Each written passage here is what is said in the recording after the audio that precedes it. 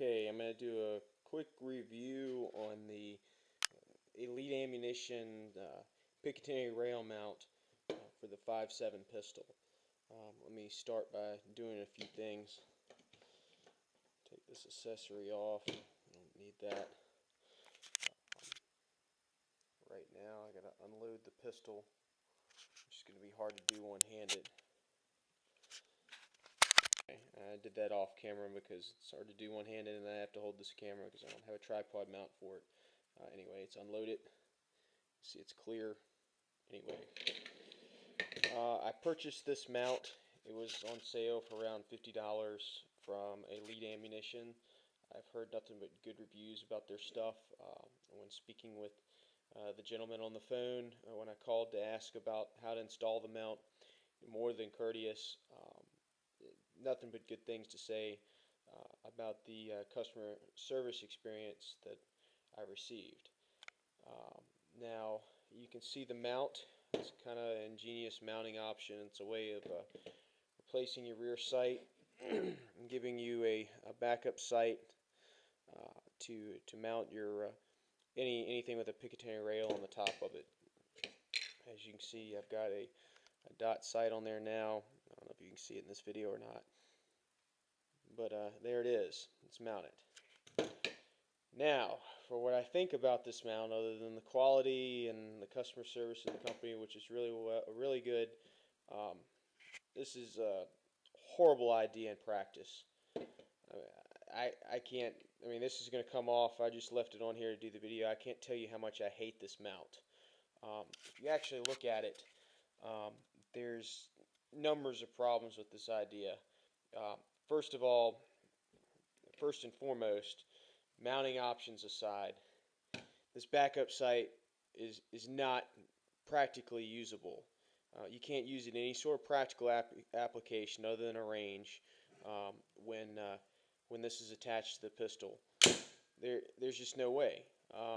As you can see, if you were to bring the pistol up where you'd normally have the sights, you can't see it. The only thing you can see is that front dot, and that doesn't give you a whole lot. No precision shooting or anything. You might as well be point shooting. Next, after you bring it up, then you have to go up and look for the dot. It isn't a natural thing at all to bring this thing up on target and just automatically find the dot. It's not like the co-witnessing on the FN pistol. The FN, I believe it's the tactical 45. That's very, very nice in practice.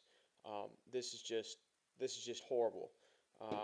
Furthermore, if this sight were to get broken, stop working, or whatever, you have to physically remove this sight before you can use the backup sight. There's just no way around it.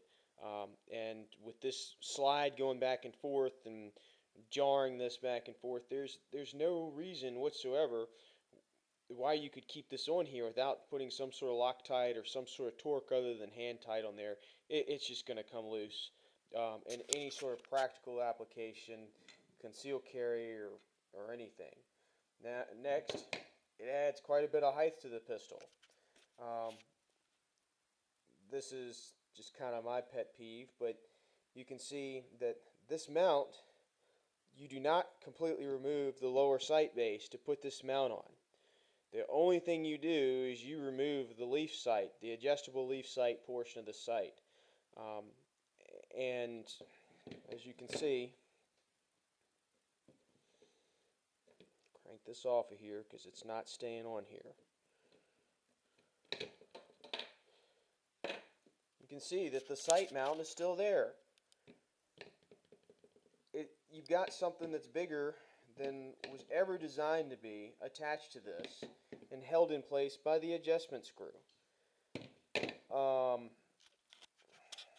You've got this pin that was never designed to handle this type of load sloshing back and forth on the top of this pistol.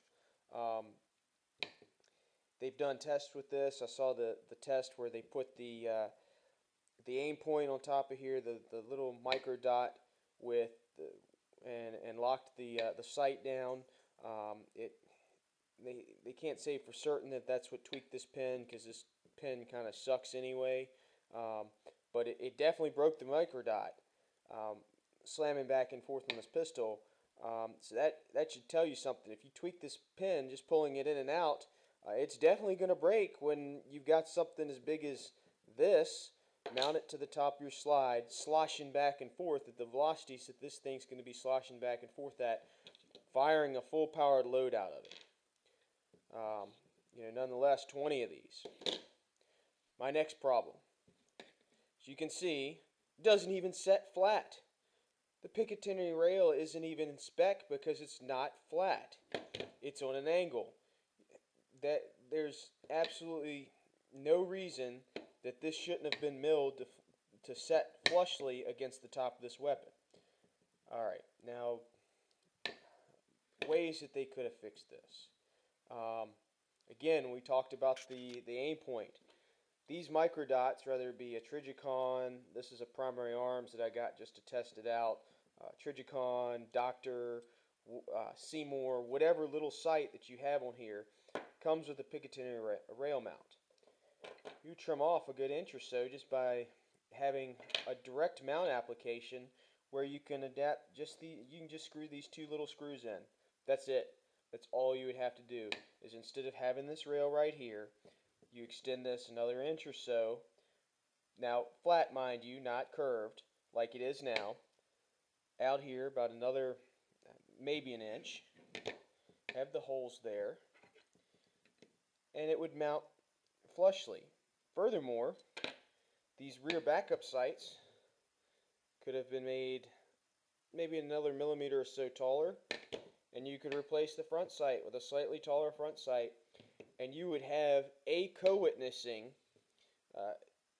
mount for these microdots. There's no reason that this should be a Picatinny rail mount, because there's nothing else that you can attach to this weapon other than this dot.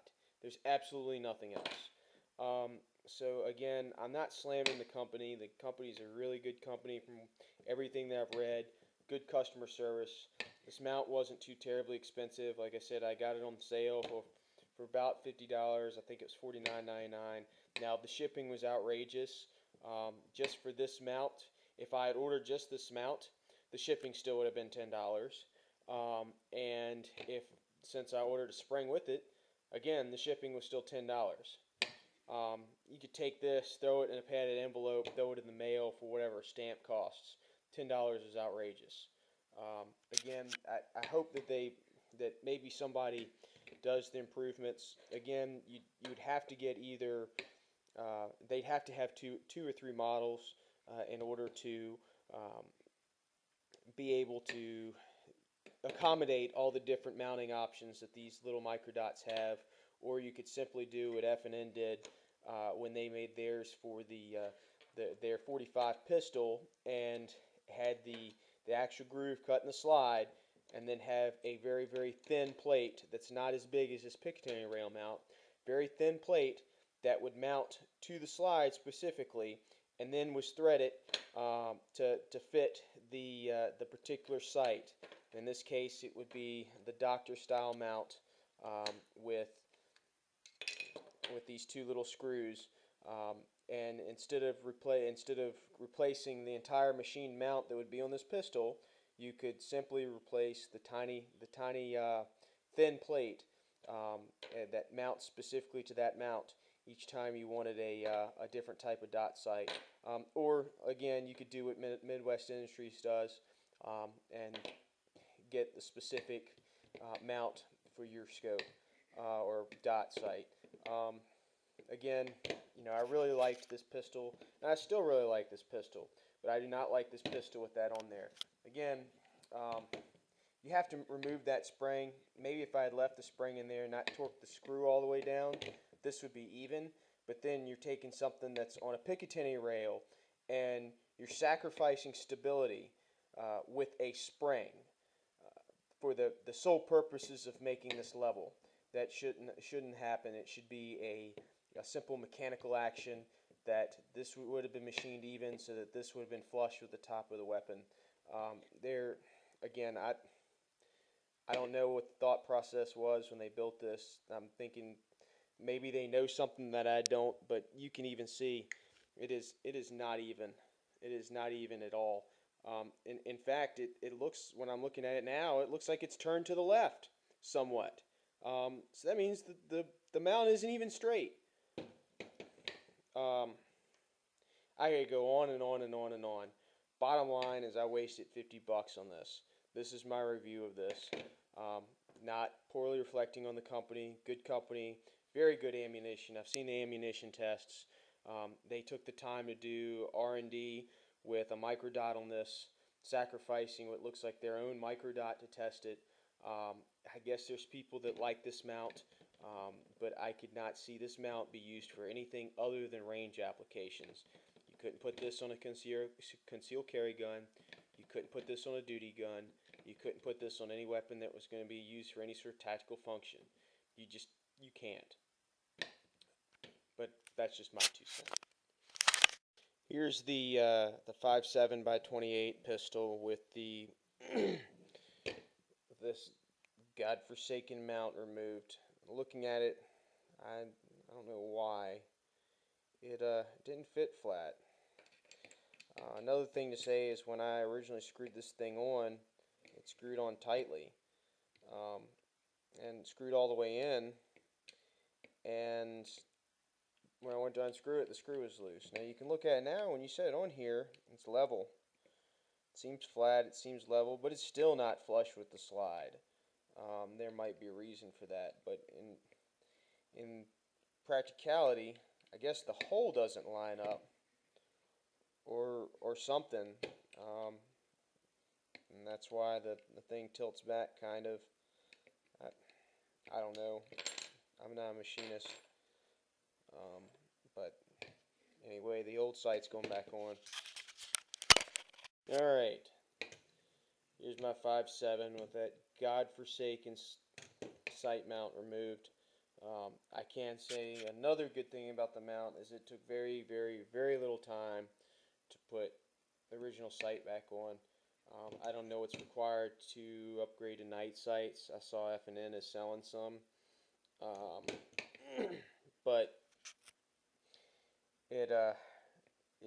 that was very easy. So if you like this, you just want to play around with one of these, then yeah, this thing's good for you. But again, looking at it after looking at where the springs go in this, I'd mentioned something about maybe the springs being needed in this. There's no holes in here for the springs, so this thing was never designed to be used with the springs. It's a good thing, but not if it's not going to fit flush on the top of the weapon. Now, very light now, just like it was. No permanent effects to the weapon. In fact, you know, I can simply load it back up and I'm ready to go. I mean, I do need to. I didn't adjust the left-right windage at all, but I will have to re-zero this for elevation. It shouldn't be that much off anyway. Isn't but so much adjustment that you can do on these. And that's about where it was at when I removed it. So that looks like it concludes my review of this, whatever you'd call this. Final note: somebody, please, please, please, please, if you want a dot sight for this, somebody should make the flattened piece that connects to that goes up here, that allows you to mount this flush with the slide, or almost flush with the slide, with slightly elevated suppressor style sights. I don't care if they're fixed or not. Adjustable would probably be nice when you're mounting something this big on the weapon. And Trigicon would be a plus, or tritium would be a plus if it had tritium vials. That would only add a plus to that. I would think without the tritium vials, anybody who made such a mount have no problem getting $50, and even getting people to pay $10 shipping for it. If you put the tritium vials in there, you could probably make well over $100 off of each one, depending on how hard it is to get the tritium vials. Last that I saw them, they were not very expensive. It's just going to take the machining equipment and so forth to do it. And it would probably take a whole lot less work than to build this, because these rails cutting them to exact spec and then cutting this groove in here. I mean, that's having the machinery to do that's not cheap. So I can say that they did put a lot of effort into designing this, and for the audience that would probably use this, it's fine. I don't like it. That's me. But their ammunition gets rave reviews. Their customer service is great. Um, Everything else, again, I don't have anything negative to say about Elite Ammunition. If you want a dot on your pistol that you use for aiming, you're going to have a light. Right now, I still think that the best option would probably be to get a light that has a dedicated light, dedicated holster that has the mount with the laser on the bottom of the light. That would probably be the best option at this point. You can get holsters for them. You don't have to worry about anything on the top of the holster where this is sticking off. You can. I don't mean the Insight one that just kind of slides on and clicks in. I'm talking about the Surefire one, or like the Streamlight, or any other brand that I'm not aware of, but you can physically lock that light onto the pistol. You get the light option, you get the laser option, you can zero your laser, and it would work almost as good, except for long range, as the dot sight would without the blocking your sights. That laser dies and you're still proficient with your sights, then you can keep on going.